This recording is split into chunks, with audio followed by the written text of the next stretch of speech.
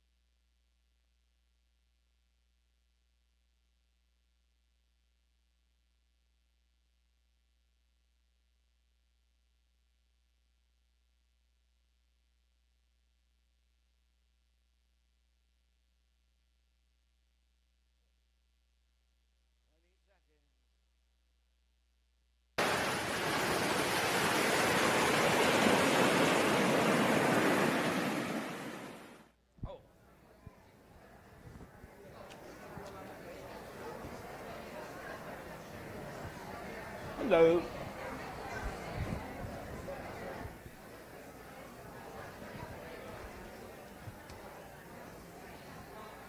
please rise in body and or spirit for our opening hymn, Come Sing a Song with Me.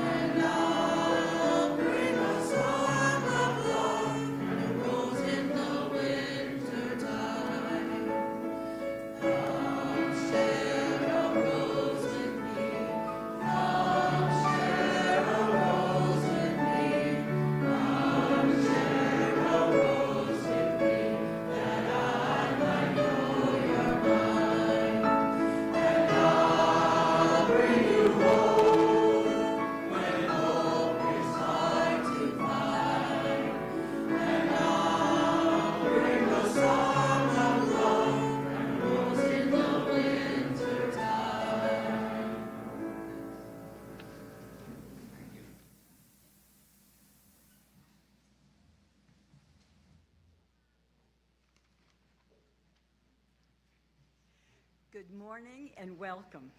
I'm Jane Rose, a member of the Unitarian Universalist of Sarasota Board of Trustees and also co-chair of its Forum Committee. We especially want to welcome our visitors who are here this morning, either here with us or joining us virtually over the live stream. We invite visitors to find out more about our congregation and about Unitarian Universalism by registering at our virtual guest book. You can find this via the link on our homepage on the website uusrq.org. We invite visitors to participate in any and all of our events, live or virtual. Timely information is provided about these events in the order of service today, on the website, and in our e-newsletter, UU Weekly News. Visitors, excuse me, I've already done that sentence, so we won't do it again. If you are here in person, you can request the weekly news on the sign-up sheet that's out at the welcome table right outside. Or if you are joining us on live stream, you are welcome to call the office during the week and request to be put on the mailing list. If you are new to our congregation, please know how much we look forward to getting to know you better, if you are so inclined. We are on the lookout always for visitor name tags, but please also don't hesitate to introduce yourself to any of us. After the service, we gather in the courtyard for a social time of refreshments and conversation, and we hope you will join us there. We're happy that you have found your way to us here, and we hope you will want to return. I have one special announcement this morning. On Saturday, November 8th, the Immigration Justice Coalition has chartered a bus to go to Big Cypress Detention Center to participate in a vigil for immigrants being detained without due process by our government. If you would like to join on that trip, tickets are $30, and you may see Maria Raballo outside after the service to sign up. Thank you very much.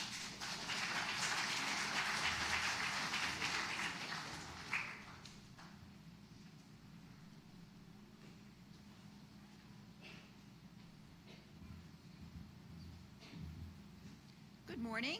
Nope. Wait. I feel like Wicked. There's a fan over here. So, good morning. My name is Vicki Carey, as you know, and I'm a member of the BidFest team, so my announcement is for the BidFest. The team has set up a fantastic day of fun for you. So speaking of fun, here's our phonometer. Here's our phonometer. There it is. So your role is to help fill the phonometer by creating and donating the fun by which we will participate throughout the year. Right now we have some great donations, but our phonometer is only about half full. That means only half the fun for you guys. So we need to get a number more donations, at least 50 more donations. The real fun comes after the auction. It comes from the donations that you make that we all can participate in. So for example, consider your donations. You can, consider your talents. Do you have a particular dish that you would like to share either in your home or by delivering it to somebody's home? Would you like to share your talents through a donated class or a demonstration? Do you have a favorite restaurant, hardware store, hairdresser, nail salon, pet groomer, dry cleaner? How about a gift card or a gift certificate to one of those? You can make your donations either at the BidFest table, after service in the courtyard, you know where we are, or at the website bidfest.org, which is right there on the screen. The deadline for in-person donations, again, the deadline for in-person donations is today. Thinking caps on. We'll take your donations at the table today. The deadline for online donations will be Friday, October 31st. So, I'm sorry, I just noticed the parrot sitting on Don's shoulder. I beg your pardon, I digressed. Hi. So, if you're thinking about something that you're mulling over, you have till Friday to make that donation online. And if you have a question, you can feel free to ask the team through the online. And speaking of fun, Cindy Rubin and I are planning another outstanding BidFest luncheon. Where can you get the best luncheon and live auction and new to the BidFest raffle for the cost of a $10 early bird ticket. Enjoy scintillating conversation with your fellow BidFesters while you enjoy a delectable assortment of hors d'oeuvre in the courtyard with wine and soft drinks.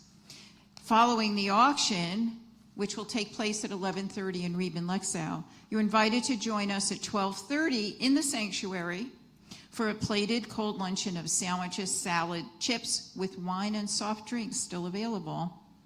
And what would a meal be without a sumptuous dessert to be enjoyed at our live auction, which will follow lunch here in the sanctuary, and our new raffle.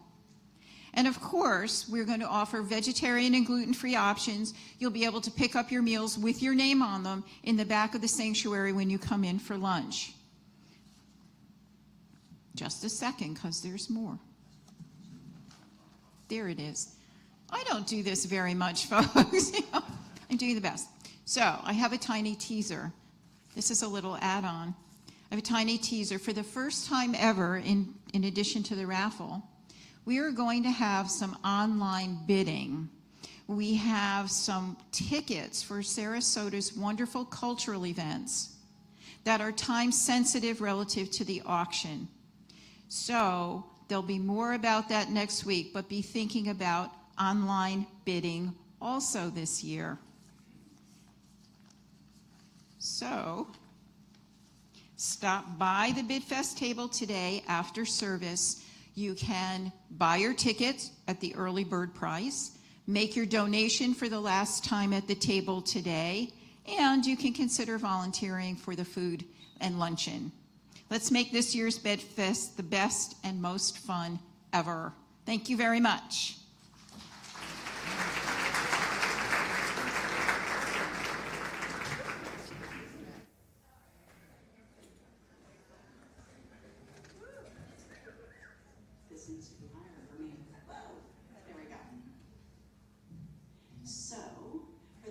Who are new here, my name is Catherine Bonner, and I am the Director of Programs and Religious Education. And I wanted to inform you that the last Sunday before Halloween, it has been our tradition for our children and any adults who want to dress up and then do a Halloween costume parade and then Halloween festivities afterwards. So this year I decided that I would like to be a frog. But all of those costumes were gone. I don't know why. So then I thought, okay, well, I can't be a frog, so what else can I be? And then I thought I could be Obi-Wan Kenobi, because we have a young Jedi coming in, and I could give him the Force for change, right? Yeah, that didn't work out too well either. And then I thought, okay, how about Wonder Woman? Because my kids call me a Wonder Woman. I could be a Wonder Woman. Yeah, I didn't find that costume either. So this is actually my last choice costume, obviously, because since I'm wearing it. But our new teacher, Kristen Anderson, had a costume, but unfortunately she is out ill. So she said, Catherine, come by and pick up this costume. Somebody should wear this costume.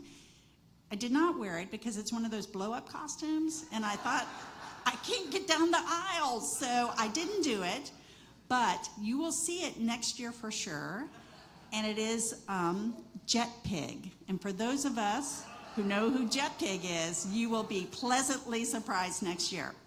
So I know today's theme is about change, but I wanted to remind you that with change, you also have to have some fun, right? It can't all be hard work. Hard work and no play makes everybody grumpy. So, if you are here in costume and would like to join us for our costume parade, I invite you to come back over here. If you aren't in costume and just want to come as an American, that works too. Just stand up right over here and as our choir sings us in. Choir, if you will come in.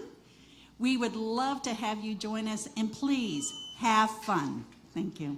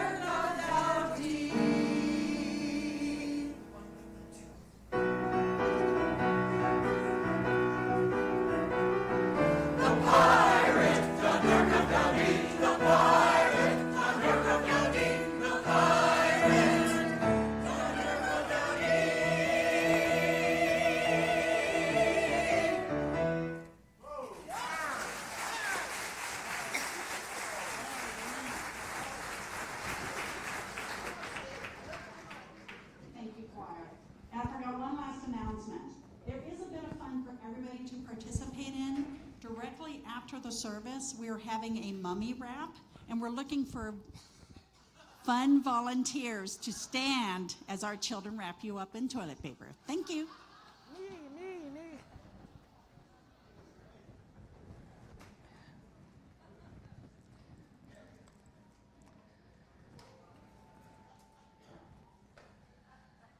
A mummy wrap, that sounds like fun.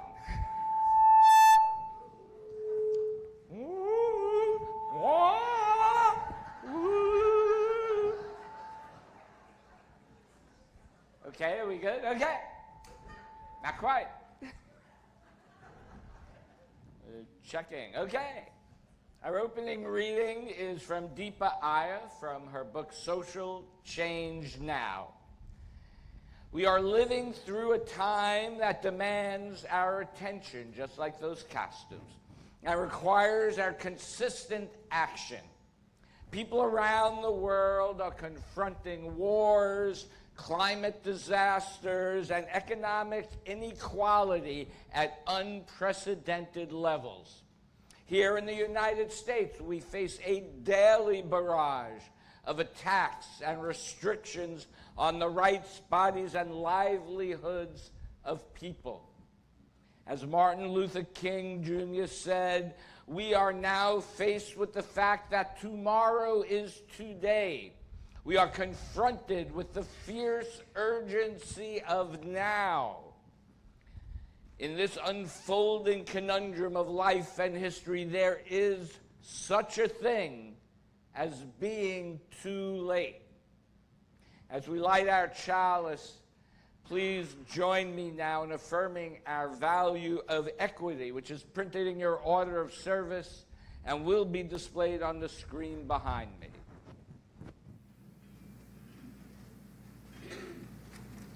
We declare that every person is inherently worthy and has the right to flourish with dignity, love, and compassion. We covenant to use our time, wisdom, attention, and money to build and sustain fully accessible and inclusive communities.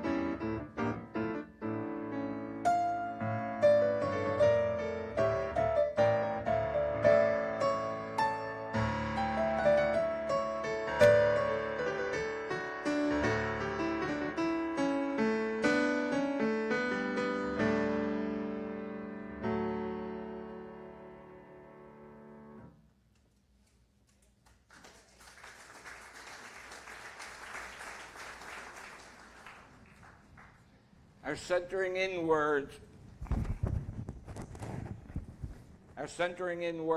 are also from Deepa Iyer, Social Change Now. Our belief in the promise of social change through connections with one another is why we keep trying after feeling disappointment, why we keep returning after grieving, why we keep fighting after resting. It's why we keep building after systems fail, why we keep on loving even when we are experiencing heartbreak. It is why we take actions that embody solidarity, resistance, and hope. It is why we infuse our efforts with joy, passion, affirmation, and healing. We intuitively know that something better is blooming, growing, emerging, and we want to be part of that momentum, that stream, that journey. As we go into a time of silence now, I invite you to contemplate what you see blooming, growing, and emerging, or what you can imagine would be blooming, growing, and emerging with our actions in your life and in the world.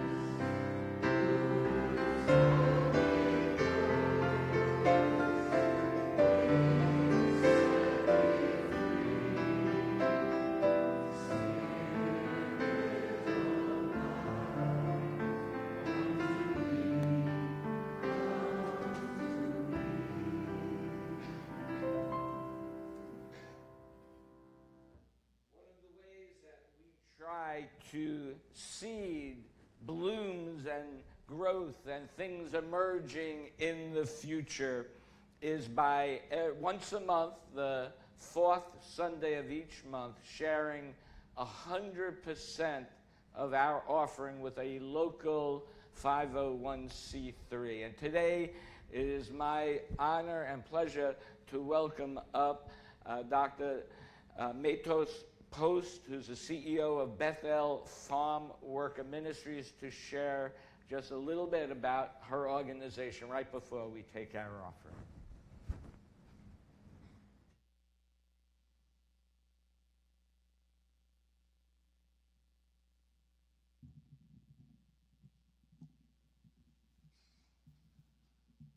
Thank you for the assistance. Good morning. Thank you so much for the invitation, for the kind invitation to share a few words with you. My name is Dr. Teresita Matos Post. Yes, that's Teresita, little Teresita. My dad thought I was never going to grow old. And I serve as the executive director of Bethel Farm Worker Ministry, a ministry that was founded by Presbyterians, but it is an ecumenical mission where people of all faiths gather together in solidarity with farm-working families and our neighbors in need.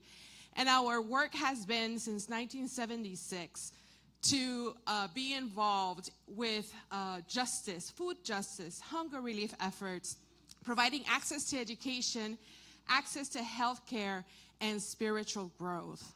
And one of the things that I like to share when I talk about our place is that we are there to build community, a community of solidarity. I get the question a lot these days, so how are the families in your community doing? Because migrant farm workers and farm workers are also migrants and immigrants. And we know how policies lately have been impacting families. And I know that your community, perhaps better than any other that I have visited, know that farm workers earn around $16,000 through $25,000 a year. And that's in Florida because we have the longest agricultural season.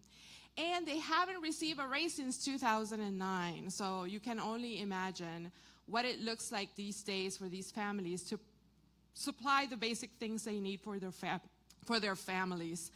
Having said that, we know that these families were out there during the pandemic feeding us. And we know that right now they are one of the most persecuted communities in our state. And so our work has shifted this year to stand in solidarity with these families to figure out how do you navigate life when you don't know who is your friend and neighbor. A lot of the work that we've been doing is educating families on how to prepare for the worst case scenario, but most importantly, how do you prepare? How do you respond when an ICE agent knocks on your door? What are your rights? Even if, yes, you are undocumented, you have rights. And so many of them do not know that. And they surrender easily, they open the door, and they become even more vulnerable. Just Tuesday morning, I got a phone call from Millie. She's one of our community leaders. She is a leader in our community, helping other families figure out how to get the things they need to get through the day. When I ask a farm worker, how you doing today? Their response most typically is, today, I'm well. It's a day-by-day thing. She called me and she said, Teresita, I need to go to the court in Orlando because I'm finally going to have a hearing for my asylum case. And this should have been happy news. This should have been something that she was looking forward to. But many obstacles stood in the way. First of all, how was she going to get from Waimama to Orlando? Most of her family members do not have a license. They couldn't risk taking her there. And so we stand with her, figuring it out. We'll send you an Uber. We'll find somebody to get you there and from. And then I asked the unthinkable question. What has your lawyer told you? Her lawyer could not tell her for sure, assure her what was going to be the outcome of that meeting. And the best case scenario was they would give her an extension. Worst case scenario, she would have 10 days to self-deport to Guatemala with her 5 children. And so my question to her about the unthinkable was, are you ready with a plan on what to do for the worst case scenario? And her response was, I don't even want to think about that. So part of the work that we do is, yes, helping families prepare for the worst case scenario. That includes power of attorneys to surrender the parental rights to friends and family so their kids can stay here and have a chance at a future. That includes financial plans. That includes visas to going back to any country. Sometimes they're not able to go back to their country of origin. Thankfully, she called me the next day and she said, you know what, they canceled my the hearing, and they gave me another year, so I have another year to prepare my case. And that was good news, and it's also, that means for that family living with the uncertainty, right, of how, for another year, of what would it be for their lives to continue. So today I stand here with you, letting you know that your contributions to the Share the Plate is an action of solidarity with this community. And I love the idea that you think about having fun, because families in our community seek every opportunity to live life and have fun, because when life is hard, you have to find the little joys that give you the energy to move forward and fight for justice. Bless you all.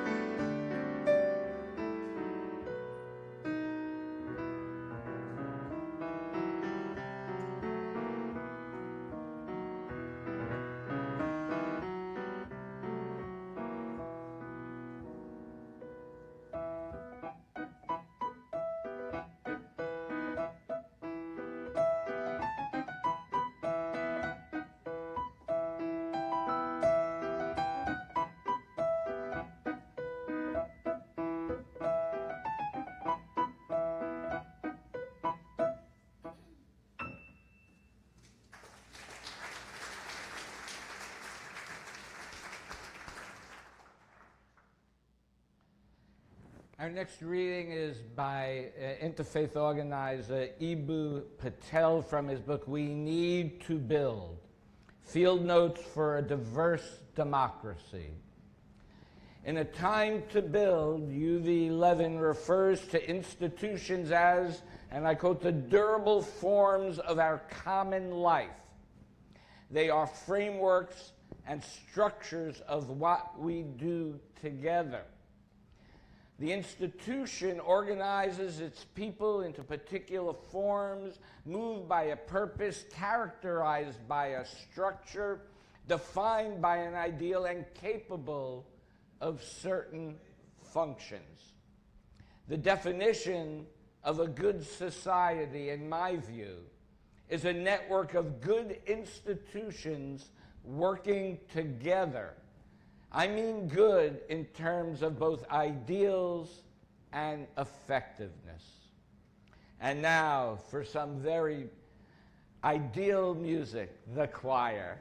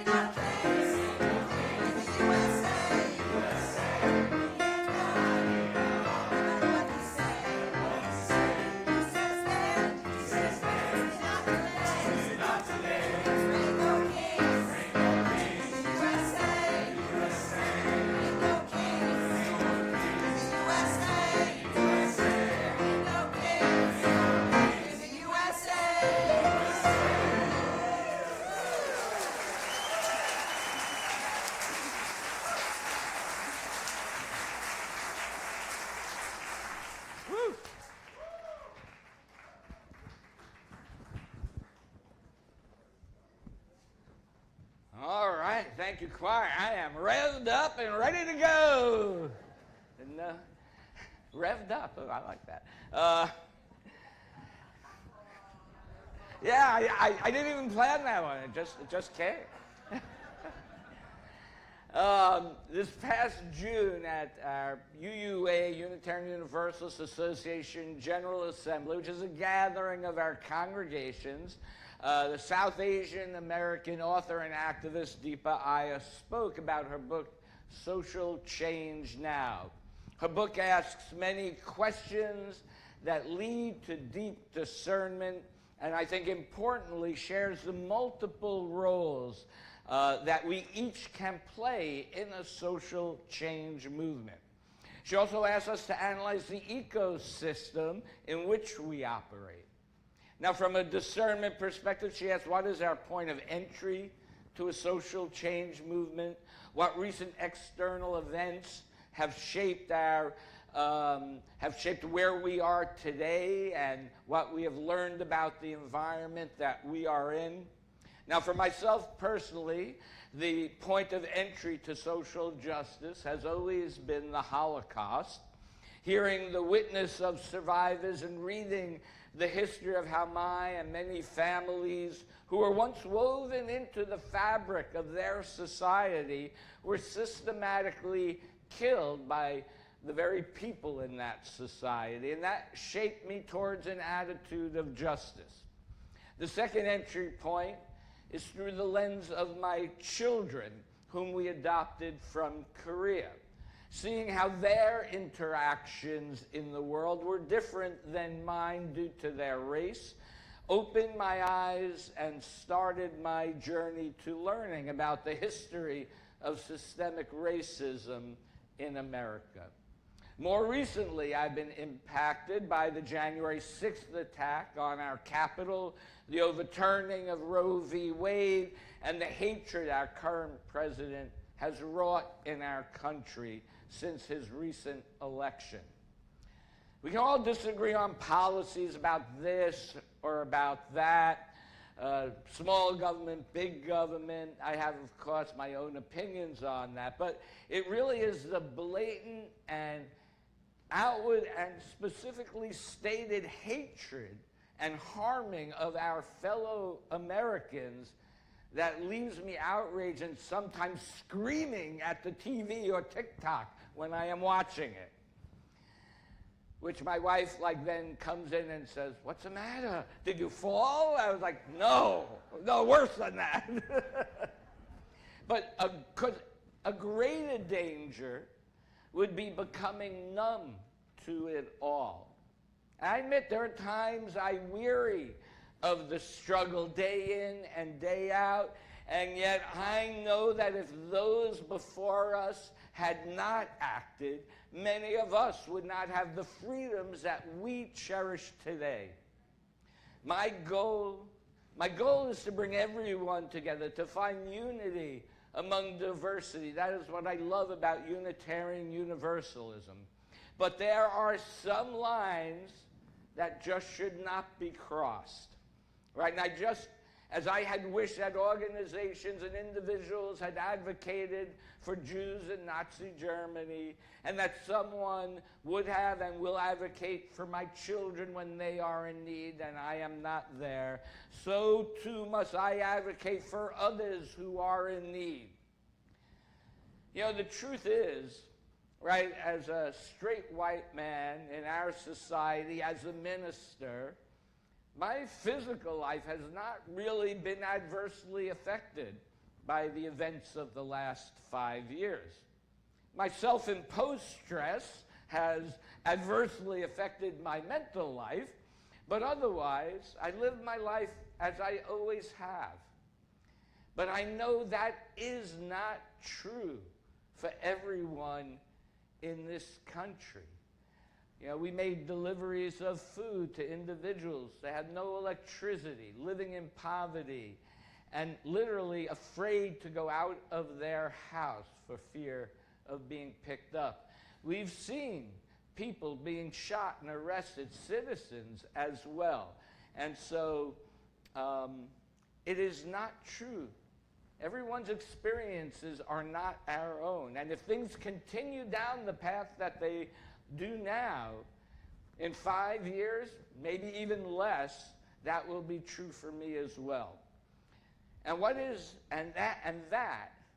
is why that I fight for others now, as I hope someone other than me fights for my children and grandchildren when I am no longer here.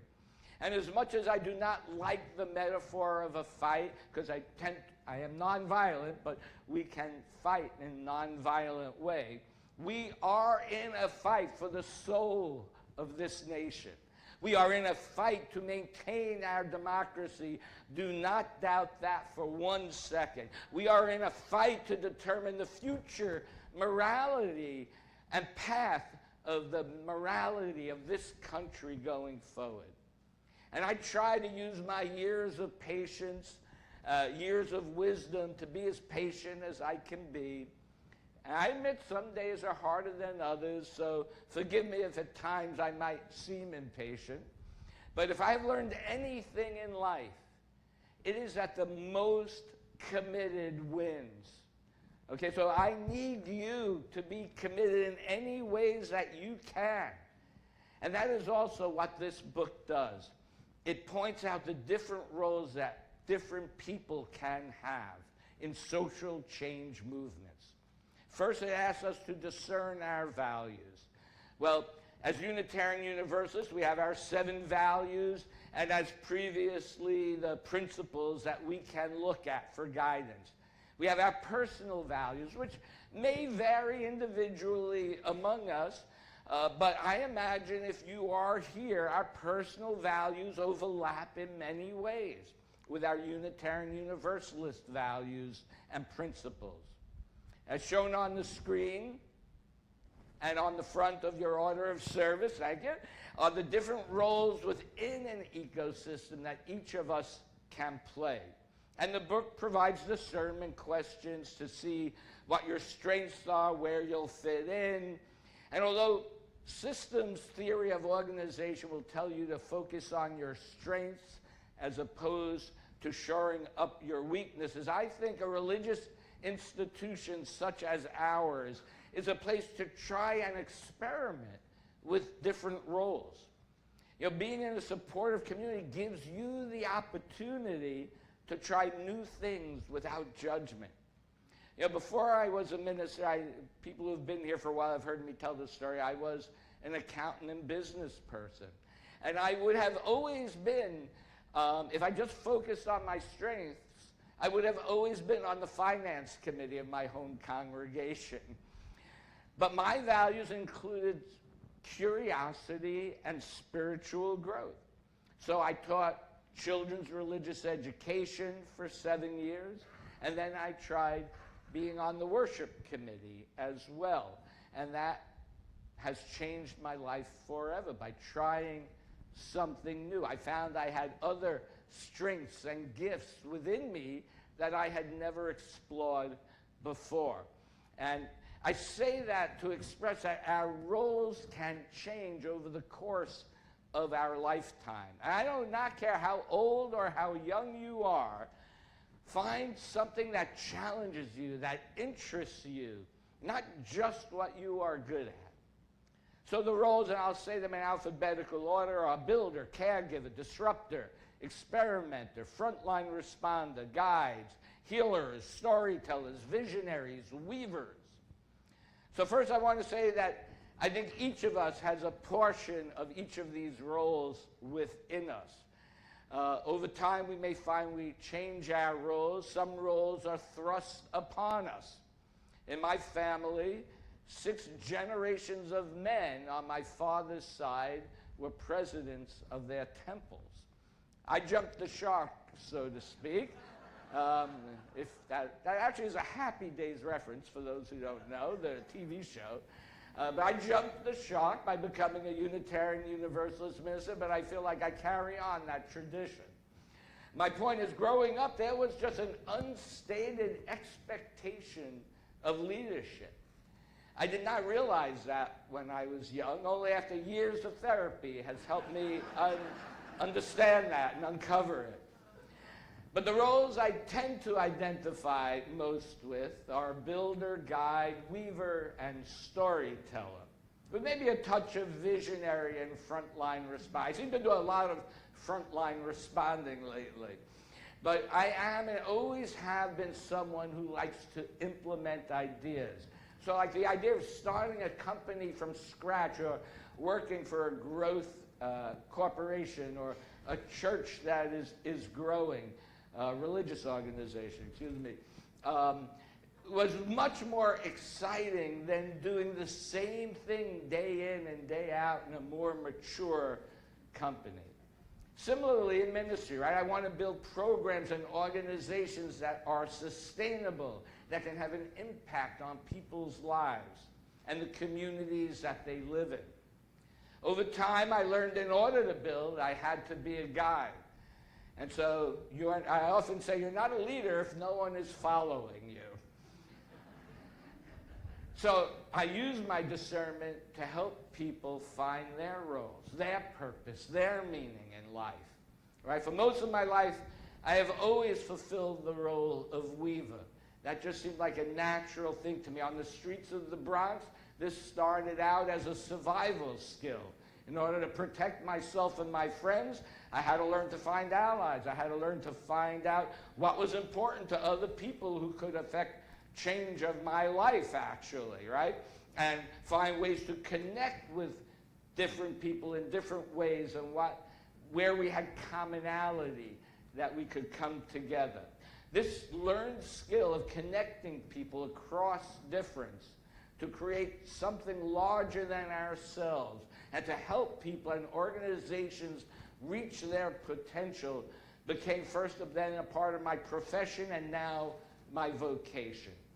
In ministry, we are weaving people together who come here for many different reasons and with many different theological perspectives. Some are here for spiritual growth, others for community, others for justice. Weaving together people who have been here for 40 years with people who may be here for the first day.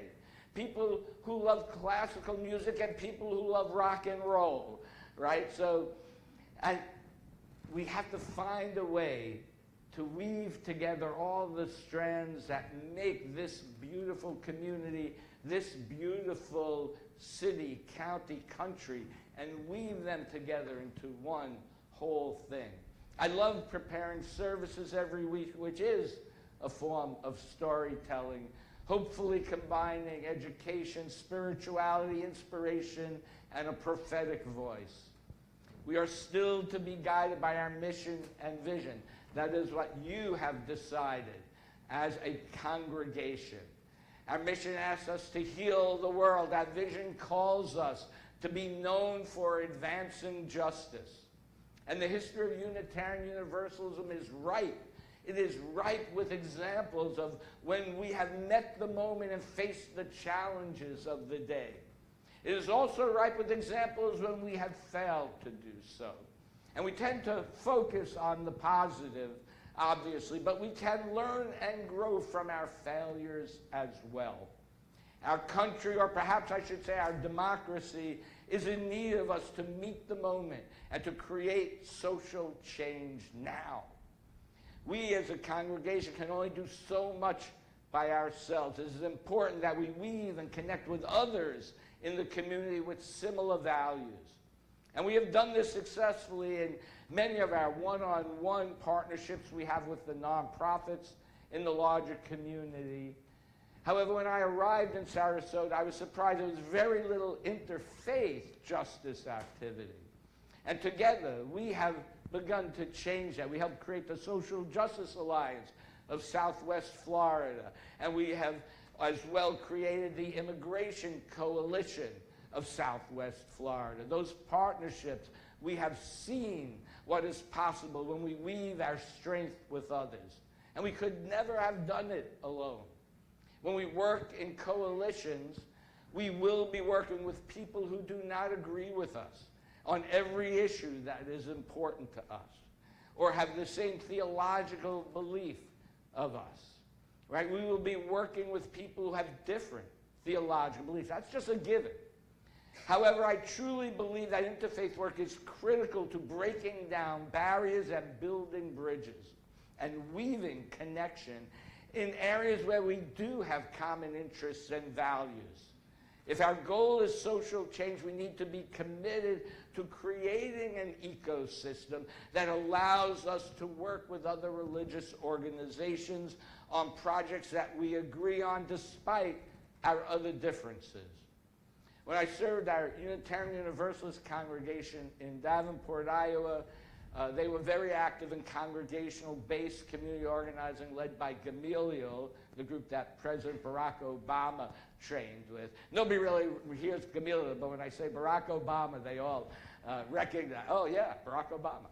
Over 11 years in Iowa, 3 projects came to life. A jobs program for at-risk youth, a mental health court as a diversion from prison, and a task force to reduce racial profiling and to create a new police hiring policy that led to the hiring of the first 2 African Americans on the force. And I just say each began with skepticism. It can't be done, we were told. But through patience, persistence, and committed partnership, change happened. Not everything is easy, quick, or even successful. These systemic changes, though, were impactful to that community and the people who lived in it. And I tell you this just to show you what is possible when different religious communities come together to work for a common goal for systemic change. There is a power in diverse religious communities coming together. I really believe that most people, even ones we disagree with, want to live peacefully in community. We have to find common ground on things that we agree on. Please join me in a forum on November 9th as I talk more about these experiences and the possibility of interfaith work.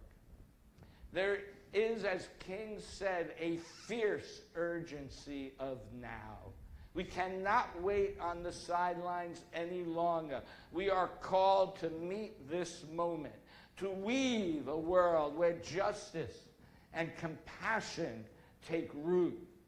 We are called to meet this moment not in fear, but in trust.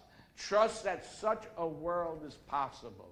We are called to meet the moment to live into our covenant, growing in spirit, growing in wisdom, growing in service. We can do great things together as well with others in community. May it be so. I invite you to rise and by the Andor Spirit for our closing hymn, 311, Let It Be a Dance. And feel free to dance. I know I'm going to.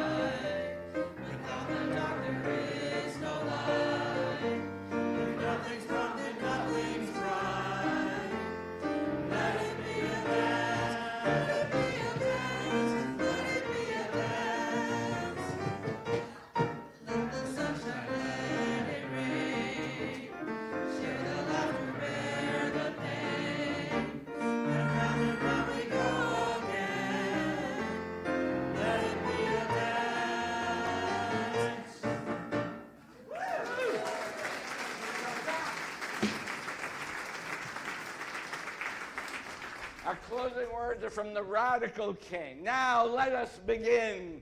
Let us rededicate ourselves to the long and the bitter but beautiful struggle for a new world. This is the calling of the children of God, and our siblings wait eagerly for our response. Shall we say the odds are too great? Shall we tell them the struggle is too hard? No! Will our message be that the forces of American life militate against their arrival as full humans, and we send our deepest regrets? No! Or will there be another message, a message of longing, of hope, of solidarity with their yearnings, of commitment to their cause, whatever the cost? The choice is ours, and though we might prefer it otherwise, we must choose in this crucial moment of human history. May it be so. Please join me in extinguishing our chalice. We extinguish this flame, not the light of truth, the warmth of community, or the fire of commitment. These we carry in our hearts until we are together again. Thank you all for your presence here today. Go forth, be joyful, be active, fight for justice.